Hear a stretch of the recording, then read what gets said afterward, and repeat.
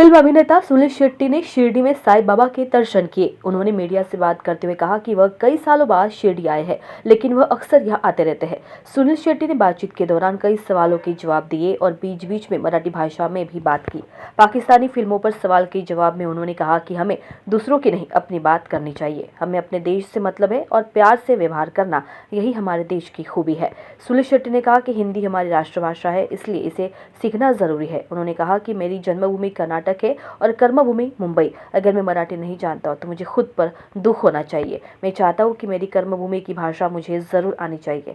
आने वाली फिल्म हेरा फेरी 3 के बारे में भी उन्होंने कहा कि यह पूरी तरह पारिवारिक और कॉमेडी से भरपूर फिल्म है, जिसे सभी लोग परिवार के साथ देख सकते हैं। खूबसूरती है कि सालों साल हम जहाँ भी मैं जाता हूँ, आज की तारीख में मैं देखा हमारे श्राइन्स हो, हमारे मंदिरों में हो, इतनी व्यवस्था अच्छी हुई है, इतनी अच्छी ऑर्गेनाइजेशन हुई है, और लोगों का भी आप व्यवहार देखिए, आज सब सिस्टमैटिकली दर्शन देते हुए आगे बढ़ रहे हैं, तो अच्छा लगा।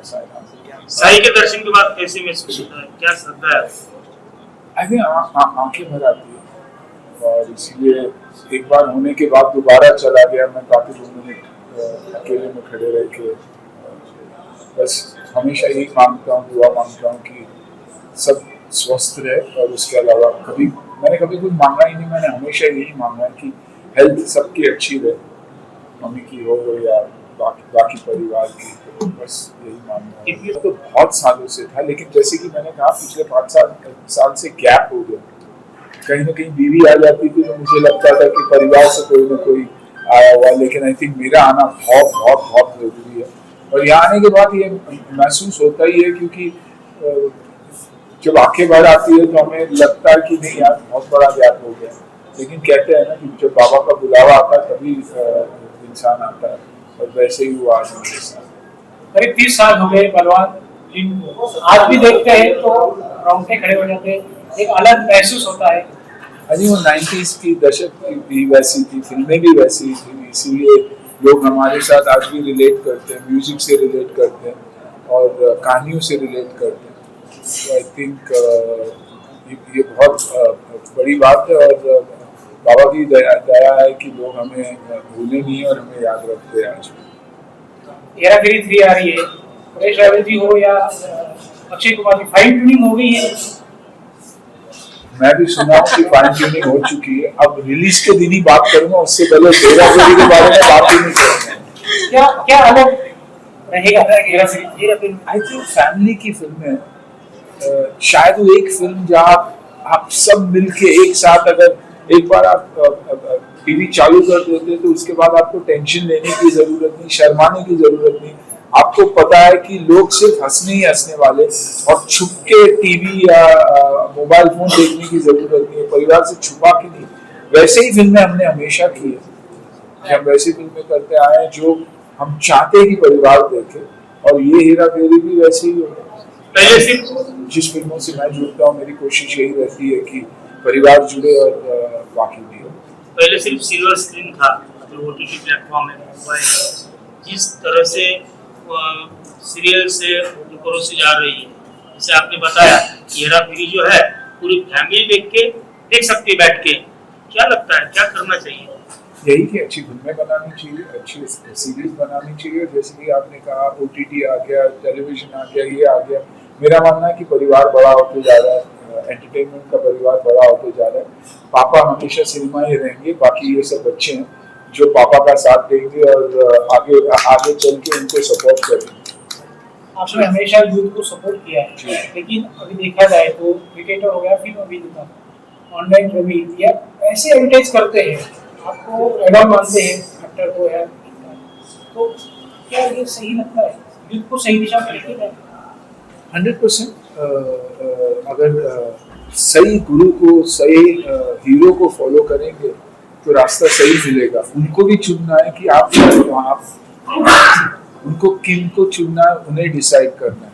मैं अगर मेरा आइडल सही आइडल चुनूं, मेरे आइडल थे सुनील गावस्कर जी, मेरे आइडल है अमिताभ बच्चन जी, तो मैं गलत जा ही नहीं सकता। आप समझिए, स्पोर्ट्स के माध्यम में हो या इस माध्यम में हो या पॉलिटिक्स में हो, जिसको भी आप फॉलो करोगे मन से फॉलो कीजिए, और अगर आपको लगता है कि कहीं ना कहीं गलत वजह से आप फॉलो कर रहे हैं तो उन्हें फॉलो करना बंद कर दीजिए। एक अच्छे इंसान को फॉलो करेंगे और गुरु की एक जिंदगी में गुरु और एक हीरो का वर्शिप होना बहुत जरूरी है। एक मेरा मानना है एक गाड़ी की तरह है जो जब आप अंधेरे रास्ते पे जाते हैं और हेडलाइट चालू करते हो तो आपको दिखाई सिर्फ 100 किलोमीटर शायद 100 मीटर ही दिखाई देता है, लेकिन अगर आप बाबा को नजरों से देखोगे तो चलते चलते चलते वो 100 मीटर की लाइट आपको अपने घर तक पहुंचा ही देती है। तो गुरु, हीरो और पिता या माता पिता को फॉलो करने का मतलब यही, जब आप उन्हें अपना आइडल रखते तो वैसे अच्छा ही रहेगा। ये डिस्टर्बेंसेस तो जिंदगी में आते ही रहेंगे। आप हर तरीके से आप इंसानों को ब्लेम करते हैं, इंसान कभी कभार मीडिया को ब्लेम करती है कि मीडिया न्यूज मैं पहले दिखाऊं उसके पीछे भागती है और मैं सच्ची न्यूज दिखाऊं उसके पीछे नहीं भागती। आज मीडिया के साथ भी ऐसे हुआ कि मेरा न्यूज पहला आना चाहिए, सही हो गलत है वो बाद में देखा जाए। तो आई थिंक हम सब में अगर बदलाव आएगा तब जाके सिस्टम बदलता, मेरे बदलने से या सिर्फ आपके बदलने से कुछ नहीं होगा। एरिया मल्ले के बाद पाकिस्तानी कलाकारों को बैन कर दिया जी। हालांकि सोशल मीडिया पर, जी तो कैसे देखते हैं ये मूवी? देखिए, जब हमें तकलीफ होता है तो हम भी चाहेंगे कि वैसे लोगों से हम ना जुड़े।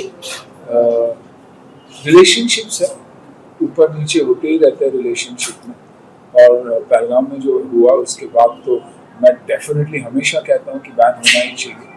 और क्रिकेट हो, पॉलिटिक्स हो, व्यवहार हो, बिजनेस हो, ये भी चीज़, मैं एक चीज़ को उठा के नहीं बोलूँ, किसी भी चीज़ से हमें दूर ही रहना चाहिए जब तक माहौल सही नहीं हो और दोनों तरफा वही रिस्पेक्ट या वही प्यार नहीं हो। कला को इस दायरे से बाहर रखना चाहिए, क्योंकि सर बॉलीवुड की फिल्में जो है पाकिस्तान में देखी जाती है। वो ठीक है सर, हम हमारी बात कर रहे हैं, हम दूसरों की बात ही नहीं कर सकते। मैं वहाँ क्या हो रहा है, वो क्या कर रहा है, उससे मतलब ही नहीं है। अगर मुझे मतलब है तो हमारे देश से मतलब है, और हमें क्या करना चाहिए। हमने देखिए हिंदुत्व और हिंदुइज्म और इंडिया न्यूज़ 224 के लिए अभिषेक भटनागर, शिरडी, महाराष्ट्र।